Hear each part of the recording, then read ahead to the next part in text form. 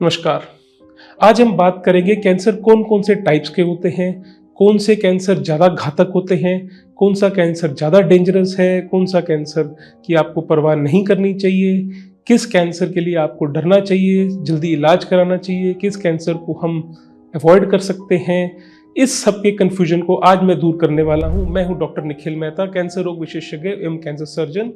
मैं 15 साल से कैंसर के फील्ड में काम कर रहा हूं और न्यू लाइफ कैंसर सेंटर में डायरेक्टर हूं और टाटा मेमोरियल हॉस्पिटल से कार्यरत हूं। आज मैं आपके A to Z कैंसर के टाइप्स के और उसके डायग्नोसिस के कंफ्यूजन को दूर करने वाला हूं, तो तैयार हो जाइए। कैंसर की बात करें अगर हम, तो कैंसर को मोटा मोटा सॉलिड ट्यूमर और लिक्विड ट्यूमर दो भागों में विभाजन किया जा सकता है। लिक्विड ट्यूमर को समझना बहुत आसान है। लिक्विड मतलब हमारी बॉडी का खून या ब्लड कैंसर्स जिसको हम बोलते हैं ल्यूकीमिया, लिम्फोमा, माइलोमा, जैसे CML, CLL, ALL, AML, इन सब को हम मोटा मोटा ब्लड कैंसर्स या लिक्विड ट्यूमर्स बोलते हैं। दूसरे ट्यूमर्स होते हैं जिनको हम ठोस ट्यूमर भी बोलते हैं या फिर सॉलिड कैंसर्स भी बोलते हैं। सॉलिड कैंसर्स में आते हैं मुंह या गले का कैंसर, फेफड़े का कैंसर, पेट के सारे कैंसर, किडनी के कैंसर, बच्चेदानी का कैंसर, आहार नली का कैंसर, गले का कैंसर, या फिर हम बात करें कि bone and soft tissue cancer जिसको हम मांसपेशियों का कैंसर भी बोलते हैं। इन सब कैंसर्स को हम ठोस अंगों के कैंसर भी बोलते हैं क्योंकि ये बॉडी के ठोस अंग हैं। हमारे लिए जानना जरूरी है कि भारत में जो सबसे कॉमन कारण है कैंसर के वो 5 हैं और वो 5 ऐसे कैंसर्स हैं जो भारत में सबसे ज़्यादा कॉमन है। उन कैंसर्स के अगर नाम लूँ तो मैं सबसे ऊपर है भारत में ओरल कैंसर। उसके कारणों की बात करेंगे आज हम। मुंह या गले के कैंसर जिसको ओरल कैंसर बोलते हैं, उसका सबसे बड़ा कॉमन है स्मोकलेस या फिर स्मोक टोबैको और अल्कोहल। किसी भी फॉर्म में तंबाकू सेवन यानी कि गुटखा, खैनी, बीड़ी, मशरी, सिगरेट, ये सारे ही स्मोकिंग या स्मोकलेस टोबैको में आते हैं। ये सबसे बड़ा कारण है। या फिर अल्कोहल, किसी भी मात्रा में अल्कोहल का कंजप्शन अगर टोबैको के साथ लिया जाए तो ओरल कैंसर का इंसिडेंस और ज़्यादा बढ़ जाता है।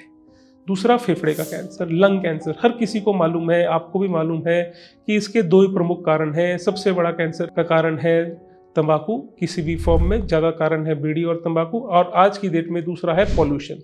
हमने देखा है कि आज की डेट में हमने हवा को कितना दूषित बना दिया है, कुछ हमारे कारणों से, फैक्ट्रियों से या फिर प्रदूषण से। ये आज की डेट में लंग कैंसर का दूसरा सबसे कॉमन कारण है। इसी कारण लंग कैंसर बढ़ भी रहा है। तीसरा महिलाओं में ब्रेस्ट कैंसर, स्तन कैंसर।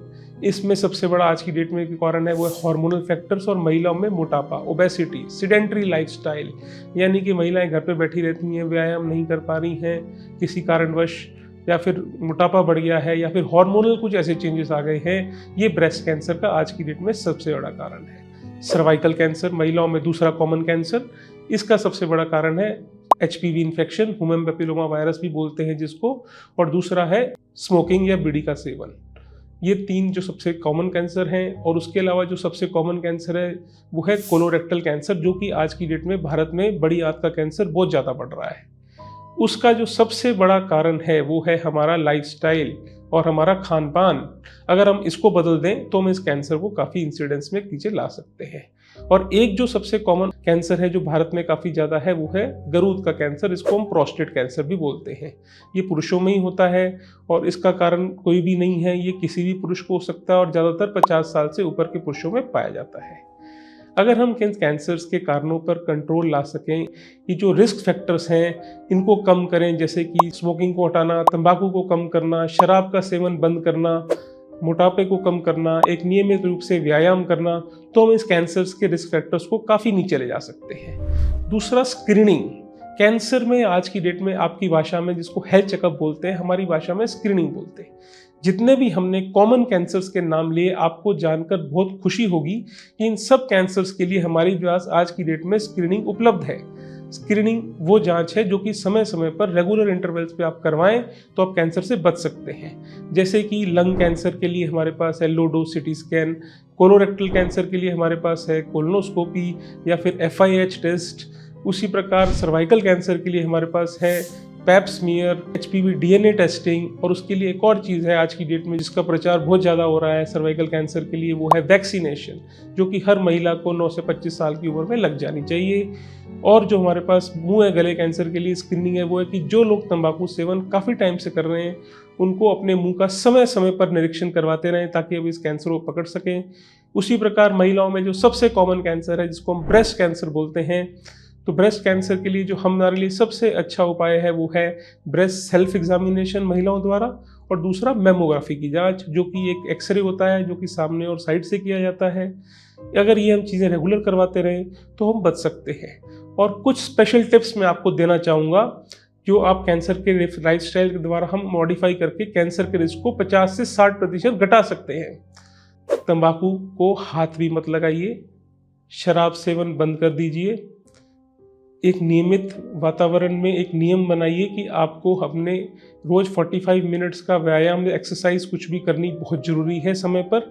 हेल्दी लाइफस्टाइल का मतलब ये भी है कि आपको फाइबर का मात्रा ज़्यादा खानी है। चौथा, एक वैक्सीन है जो कि मैंने अभी बात करी सर्वाइकल कैंसर की, जिसको हम HPV वैक्सीनेशन और हेपेटाइटिस B वैक्सीनेशन भी बोलते हैं, इन दोनों को लगवाएं।